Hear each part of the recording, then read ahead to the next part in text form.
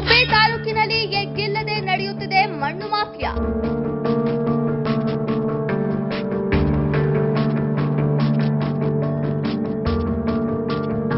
ಕಣ್ಣು ಮುಚ್ಚಿ ಕುಳಿತ ಜಿಲ್ಲಾ ಹಾಗೂ ತಾಲೂಕು ಆಡಳಿತ.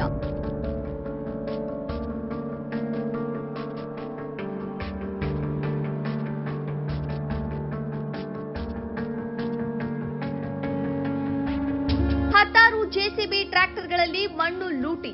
ಕಣ್ಣು ಮುಚ್ಚಿ ಕುಳಿತ ತಾಲೂಕು ಆಡಳಿತ. ಕೆರೆಯಲ್ಲಿ 10 ಅಡಿ ಆಳಕ್ಕೆ ಮಣ್ಣು ತೆಗೆದಿರುವ 6 ಕಣ್ಣಿದ್ದು ಕುರುಡರಾದ ಗುಬ್ಬಿ ತಾಲೂಕಿನ ಅಧಿಕಾರಿಗಳು. ಮಣ್ಣು ಸಾಗಾಟದಿಂದ ಹದಗೆಟ್ಟು ಕುಳಿತಿರುವ ರಸ್ತೆಗಳು. ಪ್ರತಿದಿನ ಸೋಮಲಾಪುರ ಕೆರೆಯಲ್ಲಿ ಮಣ್ಣು ಲೂಟಿ ಅಧಿಕಾರಿಗಳ ಗಮನಕ್ಕೆ ತಂದ್ರೂ ಪ್ರಯೋಜನವಿಲ್ಲ. 20 ದಿನಗಳಿಂದಲೂ ನಿರಂತರವಾಗಿ ಮಣ್ಣು ಸಾಗಾಟ ನಡೆಯುತ್ತಿದೆ. ಅಧಿಕಾರಿಗಳು ಗೊತ್ತಿಲ್ಲದಿರೋ ಗೊತ್ತಿಲ್ಲದಿರೋ ತರ ಆಟವಾಡ್ತಿದ್ದಾರೆ.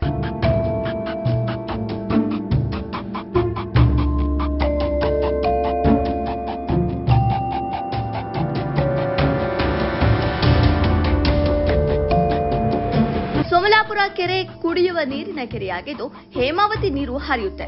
ಸುತ್ತಮುತ್ತಲಿನ 10 ಹಳ್ಳಿಗಳಿಗೆ ಈ ಕೆರೆಯಿಂದ ನೀರು ಹೋಗುತ್ತೆ. ಮಣ್ಣು ಲೂಟಿಯಿಂದ ಅಂತರ್ಜಲ ಬತ್ತಿ ಹೋಗ್ತಾ ಇದೆ. ಸಂಬಂಧಪಟ್ಟ ಅಧಿಕಾರಿಗಳು ಕೂಡಲೇ ತಡೆಯಬೇಕು.